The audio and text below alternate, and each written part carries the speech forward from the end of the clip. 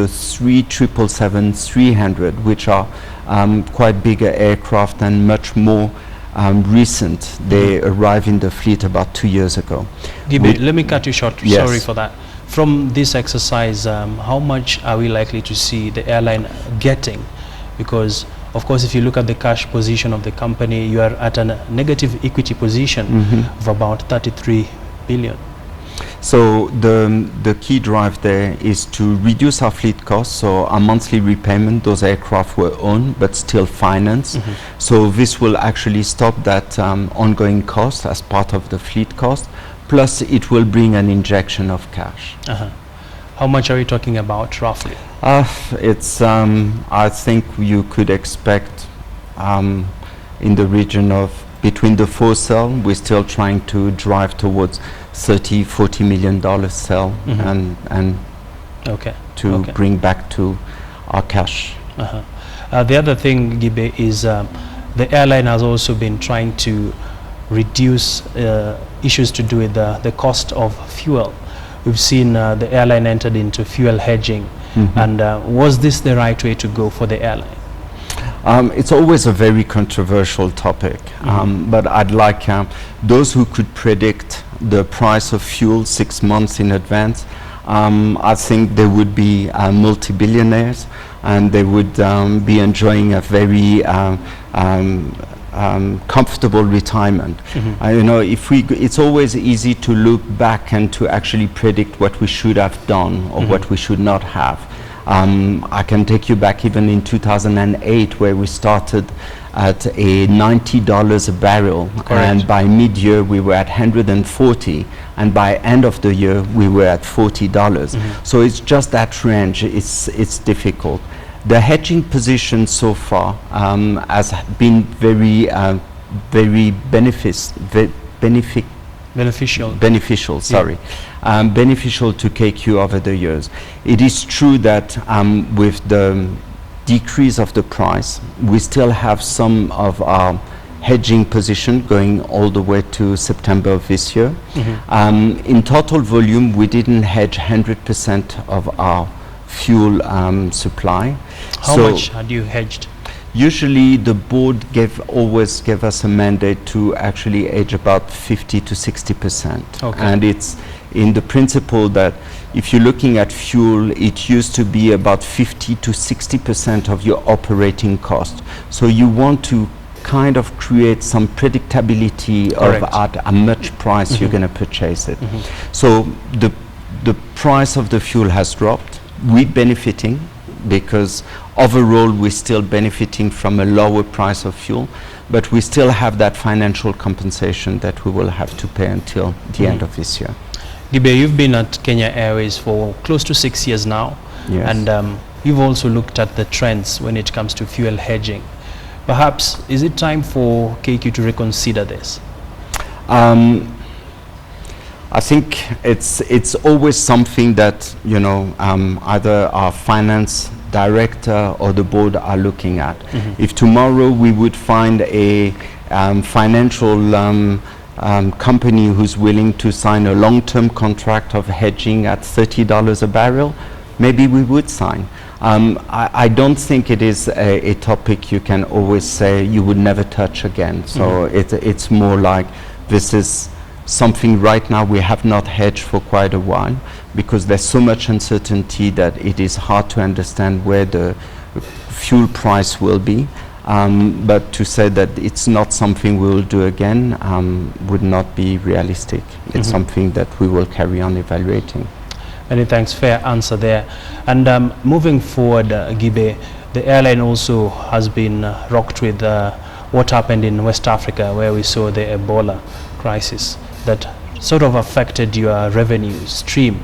The airline is actually flying to close to more than 40 destinations as we speak. What are plans around increasing the number of destinations you're flying to? As I mentioned earlier, today is much more about consolidating our network and bringing back the company to profitability. Though we are still very keen to develop our routes, especially in Africa. and even more so into West Africa. This could be done through partnership, by having strategic alliance with some airline in West Africa, or by actually expansion. So right now it's not a closed subject. You are right, the Ebola crisis did hit us, but it not only hit us in terms of intra-Africa traffic. I think that generally the world stigmatized Africa as being the Ebola country. So we did see even some weakness in tourism from places to part of Africa which were absolutely not affected by Ebola. One of the billionaires actually in the aviation industry, Richard Branson of Virgin Atlantic, earlier in 2016 indicated that the aviation industry general outlook looks promising. From where you sit, what would you tell shareholders? We've seen the share price of KQ fall from over 100 shillings, now it's at 4 shillings. What's in future for shareholders into 2016? 2016 is the year where we will start the recovery, and I think we are already starting seeing significant improvement in terms of, you know, productivity for Kenya Airways. What I would say as a general outlook is Africa is still a very promising continent as such, and there's a definite need to increase the intra-Africa links. We mentioned earlier in your program the recent talk between Nigeria and Kenya. And yes, it's, if you look at, for example, the current link that we have with those two countries, you have only Kenya Airways currently flying between those two countries. We have 13 flights a week, and we're very eager to even further increase and offer better connectivity between those two capitals. So it's really how we're gonna, for Kenya Airways, how we're gonna redefine our strategy and to actually use our competitive advantage, which is living in the heart of East Africa and having a significant geographical advantage, and to promote that network. Of course, Gibe, the other thing has been that government wants to reinvest in KQ. They do have a significant stake of about 29.8%, with KLM having about 26.7%. And of course, one of the preconditions has been that some top managers must bite the dust. Are we likely to see more of this happening? Honest, Abi, I'm not aware of that prerequisite that some of the top management has to bite the dust. As I mentioned earlier, there's part of that turnaround. There's a need to relook at the fitness of the organization and the structure of the organization. And as such, whether it's at the top management or it's in some of the roles or middle management, we need to redefine the contour of what will Kenya Airways be in the near future.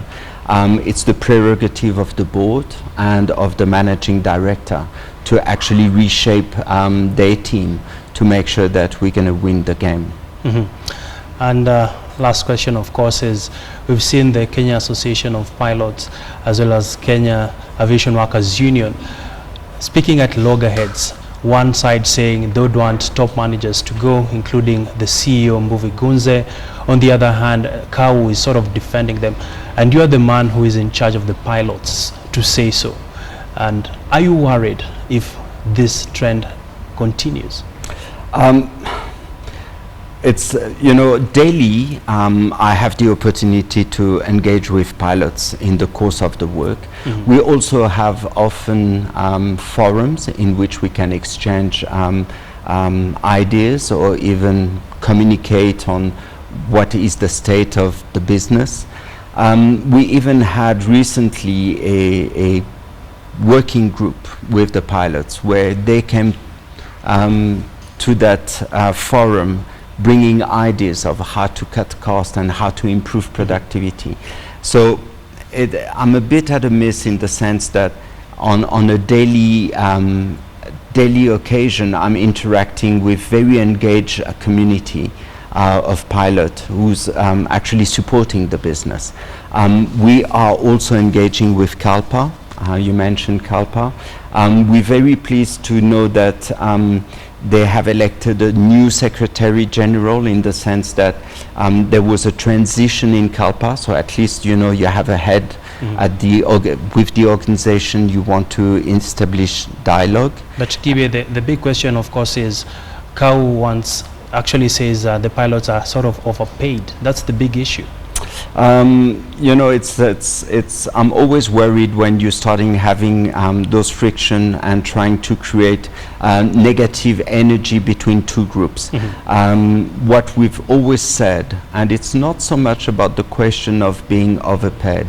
The question is, how can we address our level of productivity? And it's like you can still have that salary, but as long as we can improve the productivity, because ultimately we need to compete in the region, and some of our key competitors are achieving a higher productivity, and therefore this is something we need to address. And we are very conscious that whether it is with KAU or whether it is with CALPA, this is one of the key topics that we want to push forward, and how can we work together to actually gain productivity.